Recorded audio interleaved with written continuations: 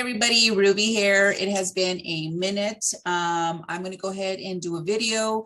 We are in the process of wanting to find a load for my drivers. They are here home in North Dakota, and we're trying to get them up out of here and back on the road. So I'm going to go ahead in this video, show you guys how I do it to find a load for my drivers. So don't go anywhere, stick around, and you're going to see me in work if there's anything for me to work with.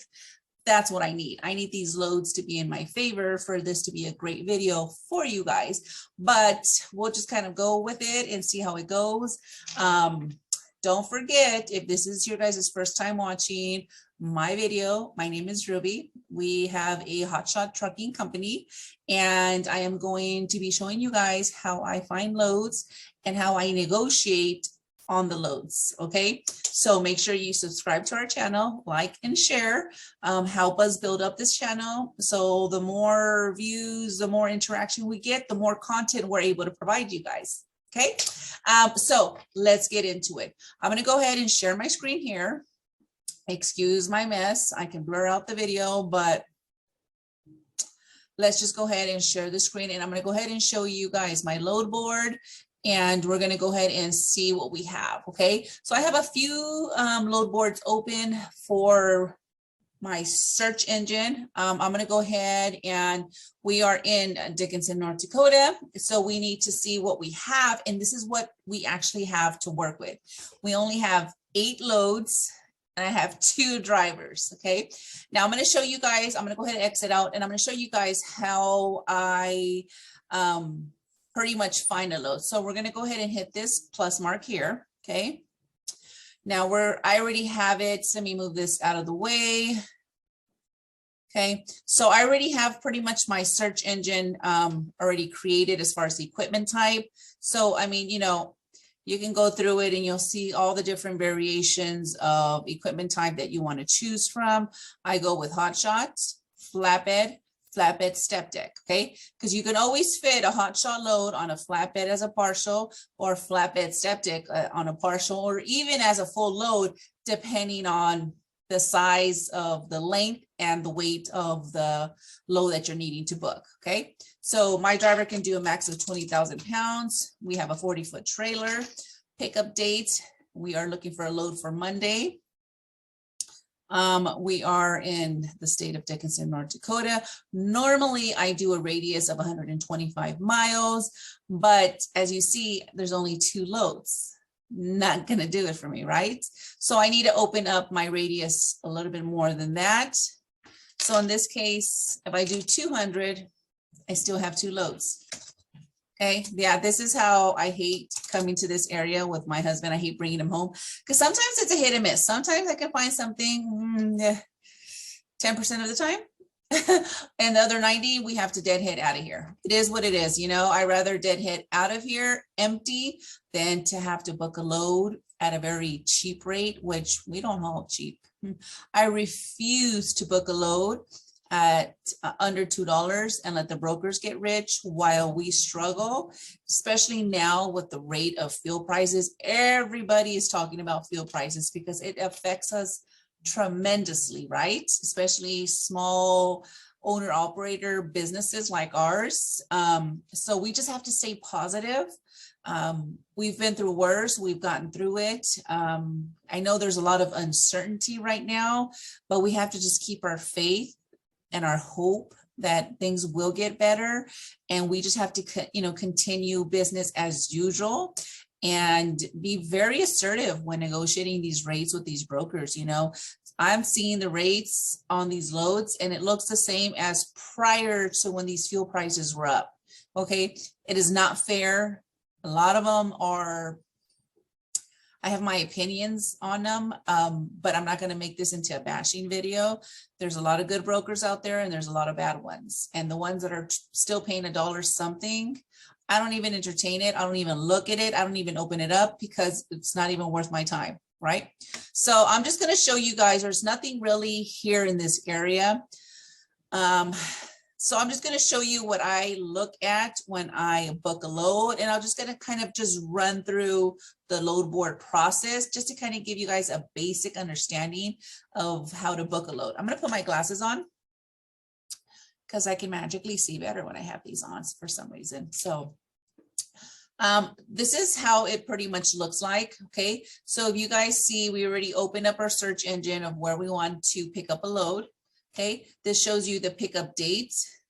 You can, once you click over it, it'll, the earliest date to the latest date, so we're wanting to pick up on the 14th, which is a Monday. This shows you when they last posted a load on this load board. Okay, so the most recent, the last load posted was at 2 hours and 36 minutes ago, 3 hours and 58 minutes ago. Okay, and this is our rate per mile, $3.09. So let's just focus on, this is probably not a good example because it doesn't have the length or weight here. Okay, but I'll just, for the sake of the video, I'll go ahead and show you guys. So this is our rate per mile on this load. This is the rate that they're paying. This is the equipment type that they're asking for, which is a flatbed. This is the brokerage company. This is the city and the state that it's picking up from. This is how many miles you have to deadhead just to pick it up. Deadhead means driving empty from where you're at to where you're going. You're driving empty. You're not getting paid for it. You don't have anything on your trailer. You are deadheading to a pickup location. That's what DH means, deadhead. You're driving empty. Okay, and this is where you're dropping off in the city and the state, and this is a total distance. So this is not a good example, okay, because you have to deadhead 293 miles just to deliver a load of 356 miles. Okay, so right here you would have the length of the load and the weight. Most of the times they'll have the weight, but they won't have the length, or they'll have the length and then they won't have the weight. Okay, and here the actions is you could either close this out or you can star it, and then it generates, it pops it down here for you to come back to it at a later time. Okay, so once we click on it, it gives you basic information of the load, when it was posted, last time it was updated. This is the information that we just ran through right over here. Okay, it gives it to you right here. This shows a brokerage company, their credit. They have, this is how many days they pay. This is a scale of credit score, they're A. I don't always go by this at all. I go through my factoring company to verify the credit of a broker. Never do I depend on this. So you always want to make sure you are verifying the credentials of that broker, whether they have a good credit score or they don't have a good credit score. And so you always want to verify every single load, because God forbid you don't verify and you book a load, they pick it up, they drop it off, and the moment you submit your paperwork to your factoring company or their factoring company, that factoring company is going to tell you, no, we do not approve this brokerage, so we are not paying this, we're not taking this invoice. So one, you have to bill directly to that broker, or two, you bill them and they don't pay you because they have a bad credit score. It has happened. So be very careful and mindful on verifying the credit score of the broker. Hey, this is their credential information, their broker MC, and this is the MC number you would use to verify their credit score. It says, since this is a flatbed, it's saying or step deck, and this is the commodity that you're going to be hauling, crushed cars. Don't just go based off of this, okay? When you're checking the information of the load, you want to click on it to view more details. Okay, remember there's no weight or length. Still doesn't have it in here. Most do, most don't. You would have to just call and verify what the length and weight is. Okay, so we know it's a truckload. It doesn't have, length or weight or height. They're asking for a flatbed or step deck. Okay, this here just shows you, are you in a position to negotiate? There's 34 trucks for 1,971 loads. We don't see those loads because our search engine is pretty much filtered to what we want to see. Now, if I were to leave it open, then of course you would see the 1,971 loads. Okay. So like I said, it gives you all the information of the brokerage, their number, who to contact, all their information here, how many miles, how much it's going to cost you in fuel just to deliver it. This is just an estimate. I don't know what the price of the fuel they have to estimate this here, but this is just roughly what it would cost you to deliver this load. Okay, so you take this into consideration. So we know it's loaded distance miles is 359 miles, right? So technically, depending how many miles your vehicle takes, we just won't go into that subject, but this is just how much roughly. I don't usually go off of that, but that's just a little estimate, and it is just an estimate, not actual. So this is just going off of 5.5 gallons, your average 5 miles per gallon. Okay, tank size, how many gallons in your tank. Once again, here is their information as far as how many days it takes them to pay a load. 37 days, and this shows you the date. And you know, last year was taking them anywhere from 41 to 42 days to pay. That's quite a bit of time for them to pay a load. It's not bad, horribly bad, but you want to make sure it's within 30 days.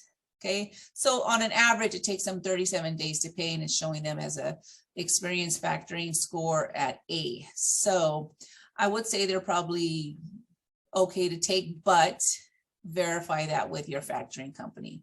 And by doing so, you would give them the broker MC number right here to verify their credit score. Okay, so this is what this looks like. This is just a basic video showing you how to use the load board. You can open up another search engine, put in the same credentials here.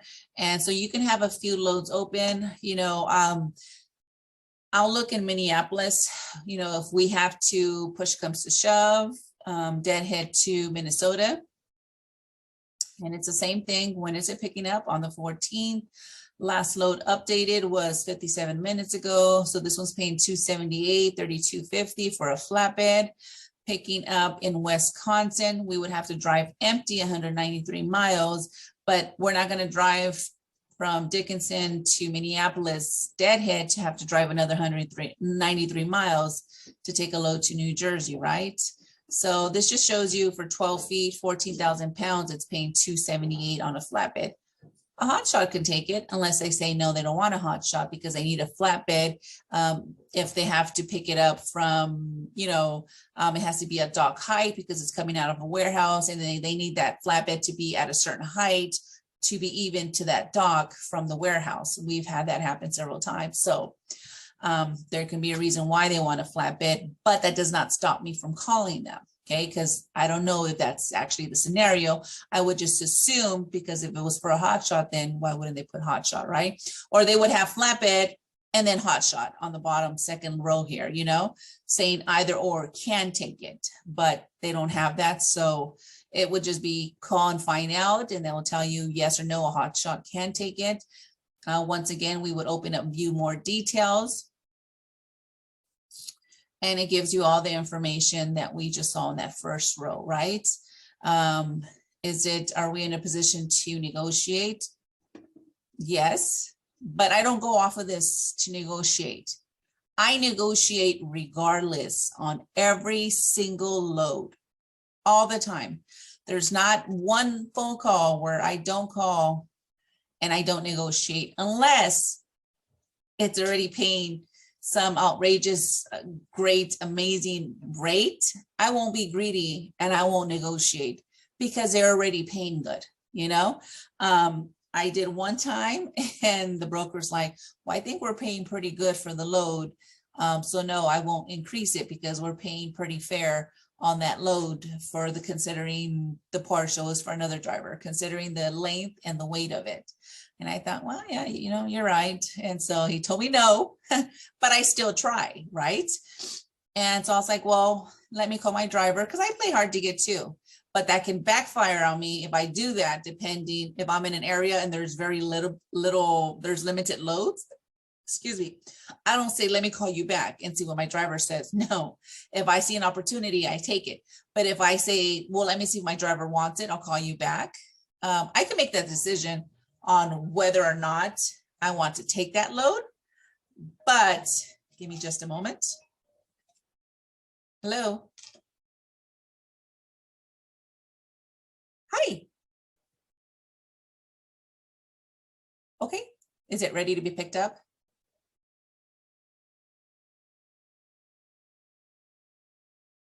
A driver side battery.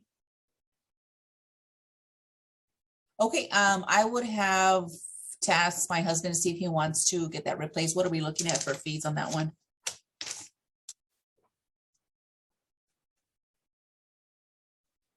Okay, and is that for, you said 302.61?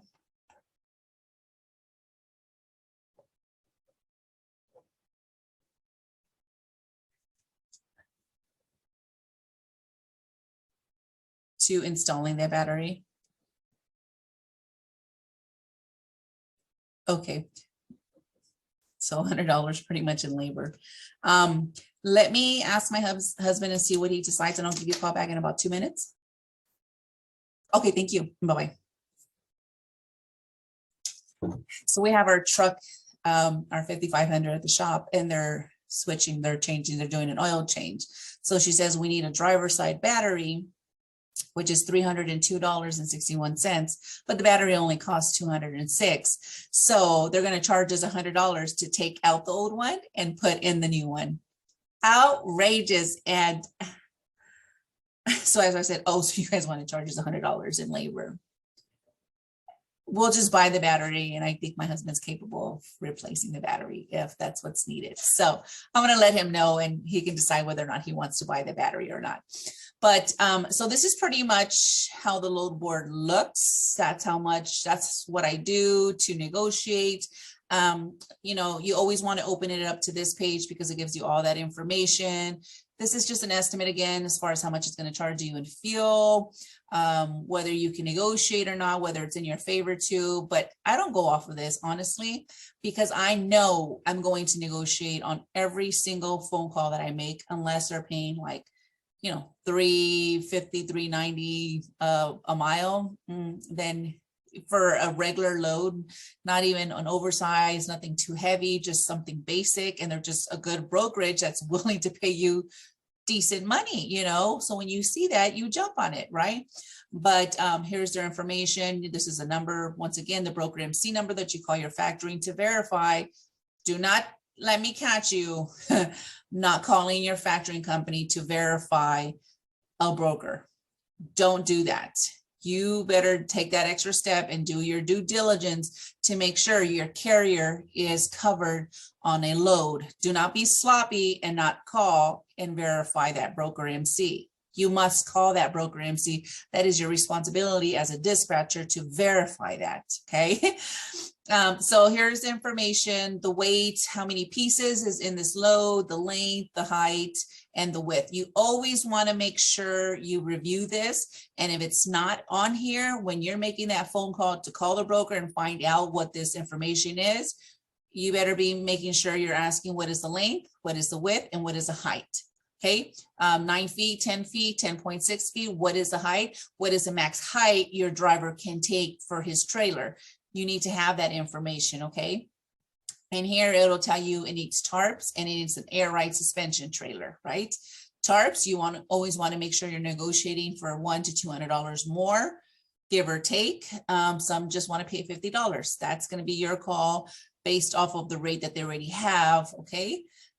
They're just here, they're just telling you they have a factoring company, and this is how many days it takes them for ACH. So this is pretty much it as far as how the load board looks like. And this is pretty much what I'm working with to get 2 drivers moved for Monday here in North Dakota. Not looking too promising, but I will find something and I will get them moved. So this is going to be it for today. I just wanted to show you guys a basic rundown on the load board. You guys will catch me in the next video negotiating and talking to brokers. Today's already late in the afternoon, but you guys will catch me in the next video talking and negotiating, so you guys can see me live in action when I am booking loads and everything that's required to book a load, as far as filling out the carrier agreement, looking at the rate con, signing it, sending it back, just, you know, dispatching that load out to my driver and everything that comes along with it. Okay.